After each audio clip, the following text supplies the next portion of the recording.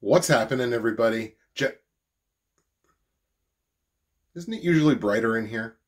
All right, there we go. As close to back in our element as this episode is going to be. What's happening, everybody? Justin, Bridgewater's Finest on YouTube, Blockbuster_guy on Twitter, fueled as always by the incredible folks at NerdTees, and welcome to a Tuesday evening special edition of Week 14 of my weekly CFL football pick show for the 2019 CFL regular season. And yeah, we're recording this Tuesday evening because I work tomorrow morning and then I have plans tomorrow evening, so I would have absolutely no time to record on Wednesday.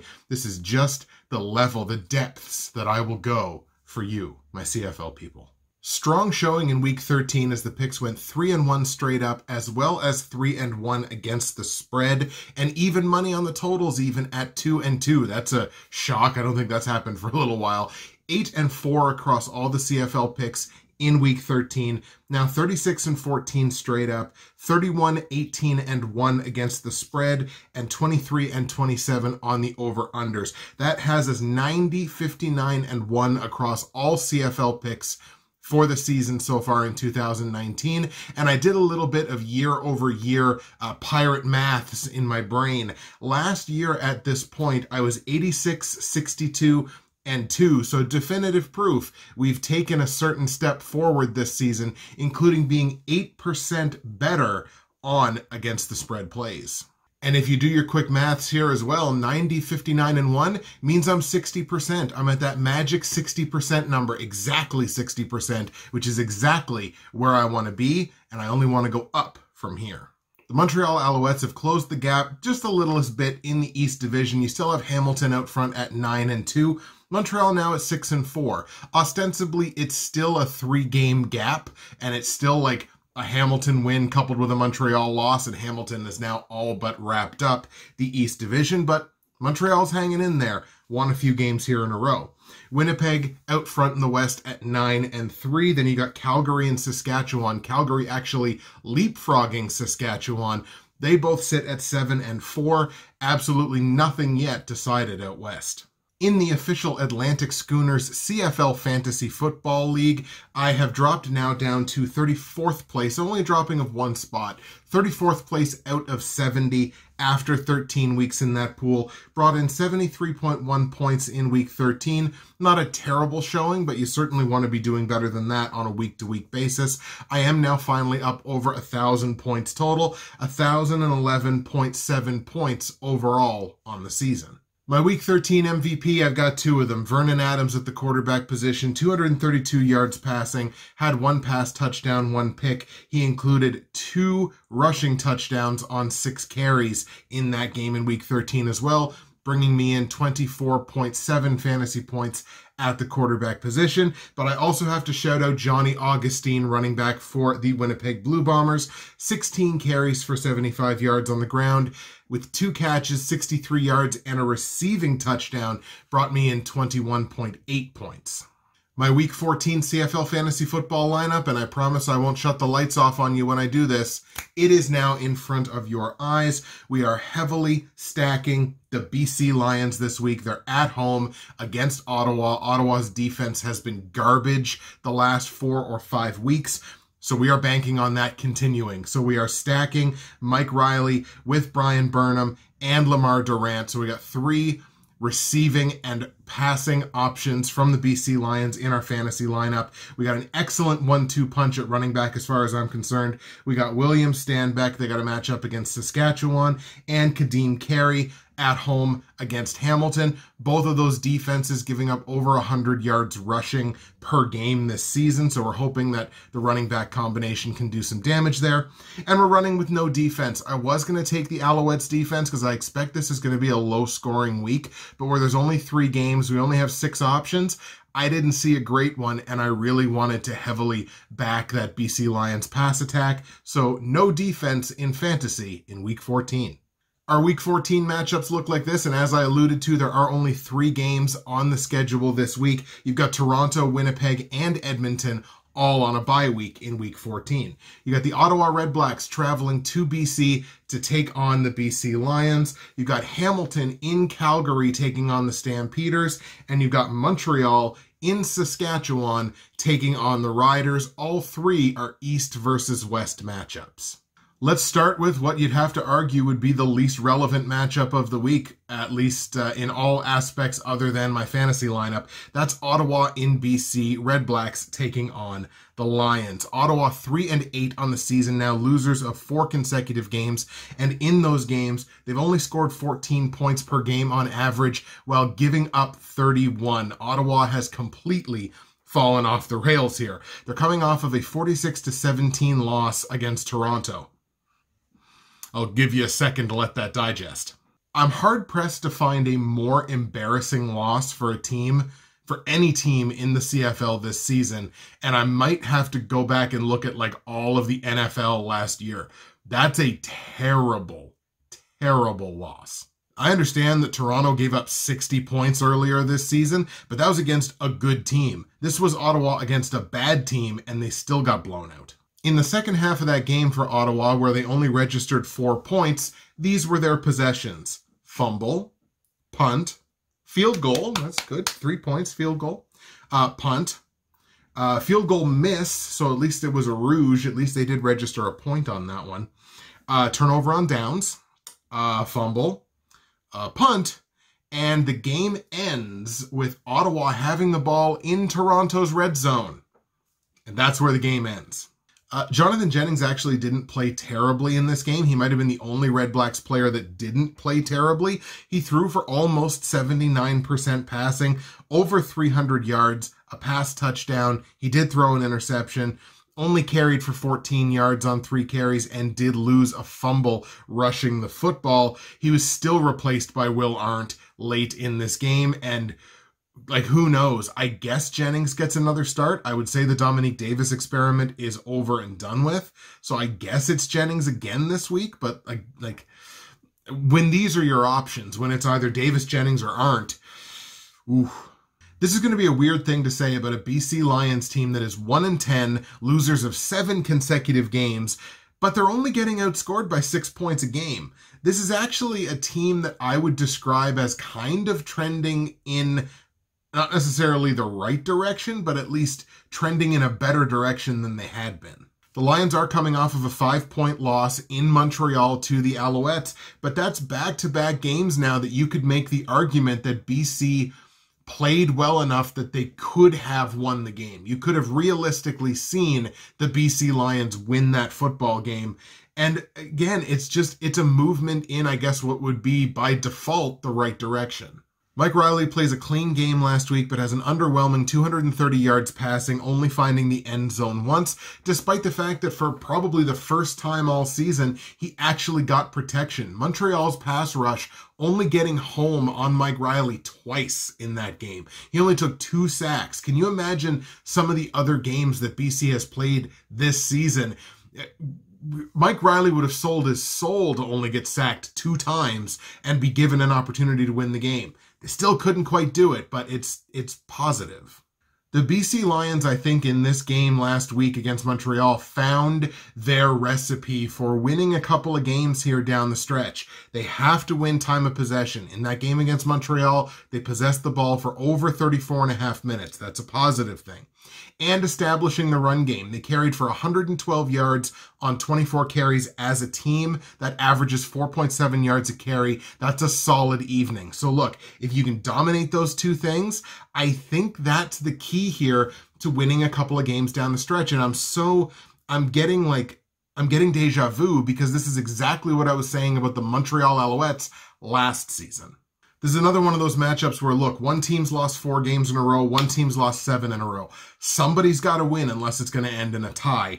I guess I'm going to skew on the home side that's actually trending maybe up a little bit versus the road team that has absolutely cratered. So we're going to go with the BC Lions in this game. Let's take BC at home to pick up the win over Ottawa.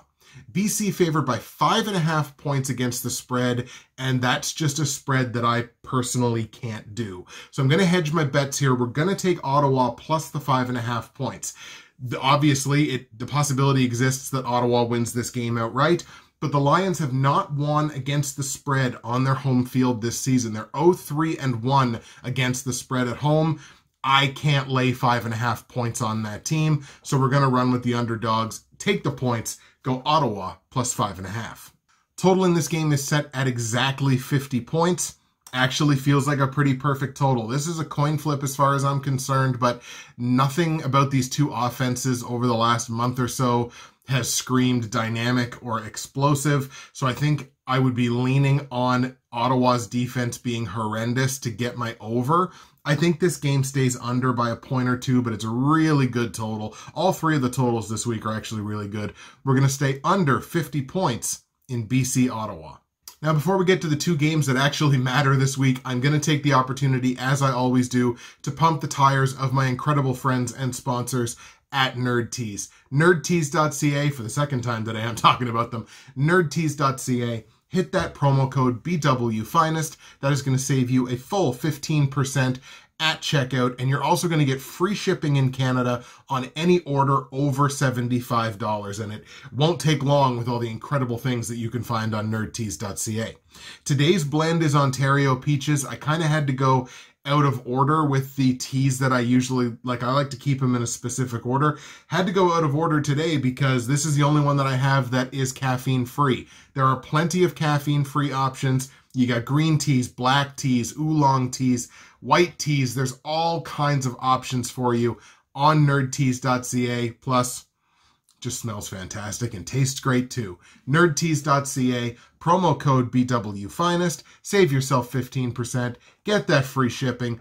If you're in the United States, 2 clicks of a button, everything's in US dollars for you, and you get an excellent conversion on the US dollar. Find yourself something to love, or find someone you love something to love. You can do it on nerdtees.ca.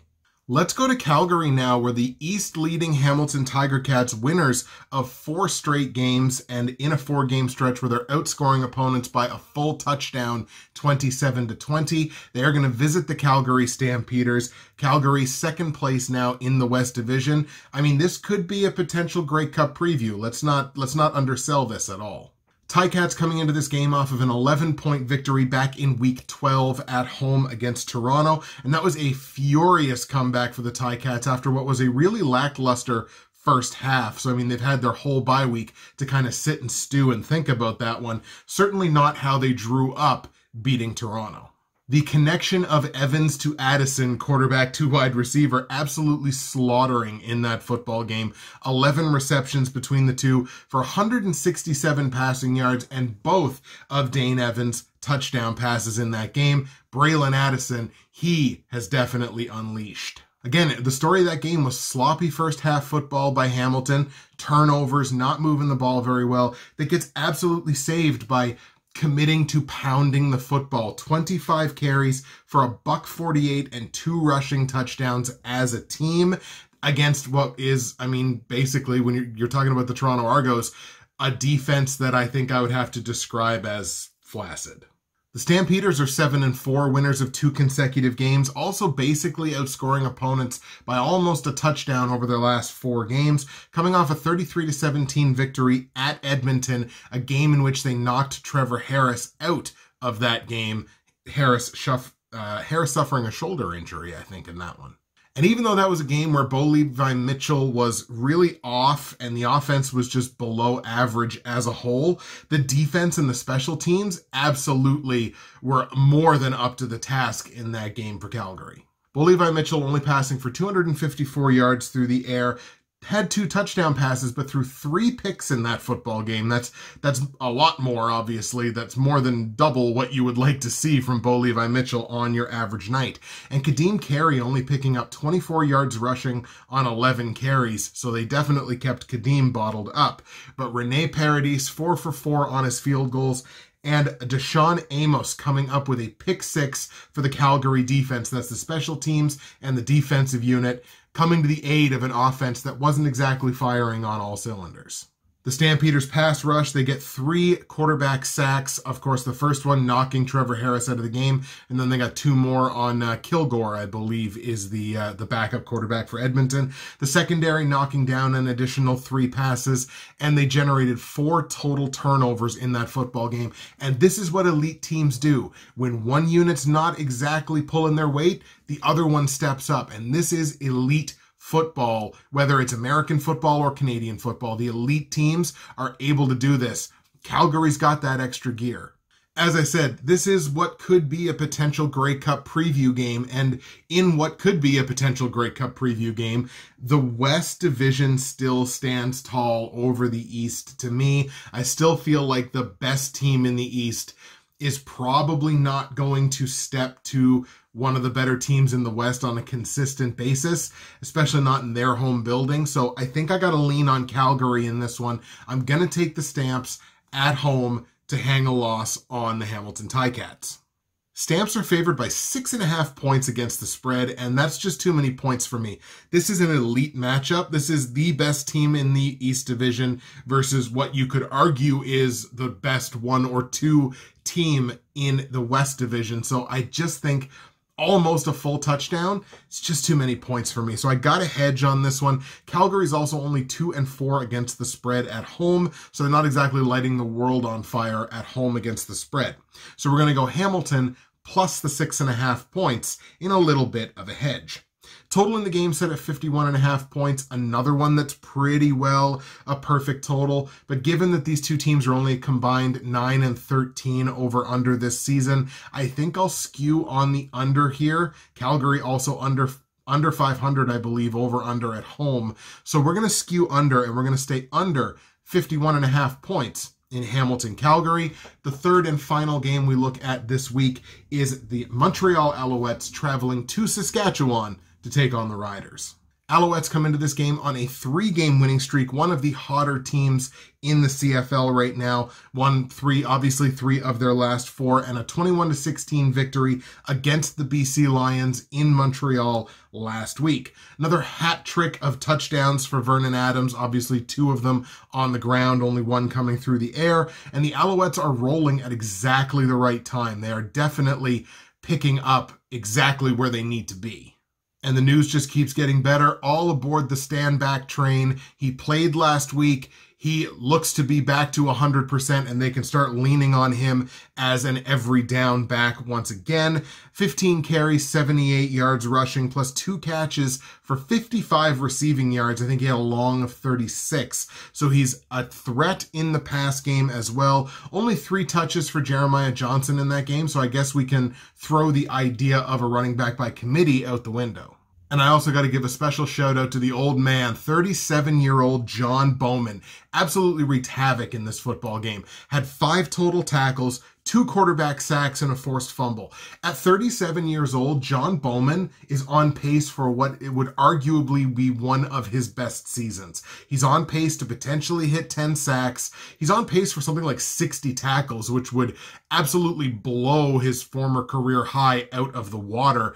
And at 37 years old, that's not an easy thing to do. So shout out John Bowman, like an ageless wonder, like a fine wine, if you will. The Rough Riders are 7-4, suffering a loss last week after a 6-game winning streak to get them up to a 7-3 mark. They lost 35-10 decision in Winnipeg. Again, that bounce back game from Winnipeg that I was kind of expecting. I did call it. Winnipeg certainly had that performance, and they absolutely dominated on both sides of the football. The run game was absolutely stifled for Saskatchewan. They had absolutely nothing from the running back position, and that was just to steal a pro wrestling term, that's what you would call a receipt. So if you're in a pro wrestling match and you accidentally punch somebody in the face for real when you weren't meaning to, that person in the context of that match is probably going to give you one back. That's what's called a receipt. So Winnipeg's performance last week against Saskatchewan, after Saskatchewan really pounded them, I think back in week 11, that's what you would call a receipt. Once again, the run game absolutely went nowhere. All but 1 of the rush yards that were accumulated by the Saskatchewan Roughriders in that game in Winnipeg last week, the Banjo Bowl, if you will, all but 1 yard came from the quarterback position. So I think William Powell had 1 yard on 4 carries. So absolutely stifled. And by doing that, Winnipeg forced Saskatchewan to win the game with the pass game, and the pass game just wasn't there. As a matter of fact, Cody Fajardo got benched in this football game in the 4th quarter after throwing an interception. I can't even say that Fajardo played badly. I don't necessarily know that he did. It was just they were at the point in the game where there's no point in keeping him in. Like the comeback, at that point, the comeback was not going to happen. So you might as well get Isaac Harker some reps, which is exactly what they did. As I expected a Winnipeg bounce back last week, it's not that I don't expect a Saskatchewan bounce back this week, because I certainly do. I mean, they're going to play better than they played last week. I'm just kind of sipping the Alouettes Kool-Aid here. I think I'm going to take the upset here. I'm going to take Montreal in Saskatchewan. Sasky can handle another loss here. It's certainly not the end of the world. I'm going to take Montreal in Saskatchewan to upset the Saskatchewan Roughriders in their home field, on their home field, I should say. Let's take the Alouettes to beat the Riders. On the line, Riders are favored by 6.5 points at home. Obviously, where I'm taking Montreal to win, we're going to hammer Montreal plus the 6.5 against the spread. Total in the game set at 49.5 points, and I think I'm going to have to skew under on it again. So I'm under on all 3 games this week, so could get me in trouble. I only have this thing personally capped at like a mid to high 40. So where we've got such a high 40 that's basically a 50. Worth noting, the Riders are only 2-4 over under at home this year, and the 2 teams are only a combined 4-7 on the over under in cross-conference games. So that's Sasky against the East, Montreal against the West. They've only hit an over 4 times in those games, so I'm going to lean on the under. We're going to go under 49.5 points in the Alouettes and the Rough Riders. There you go, folks. Bit of an abbreviated episode this week because we only had 3 games to talk about, but let's go over the picks here with you just one more time. I've got the BC Lions at home beating the Ottawa Redblacks. However, we are going to hedge our bets there a little bit and go Ottawa plus the 5.5 against the spread in a game that stays under 50 points.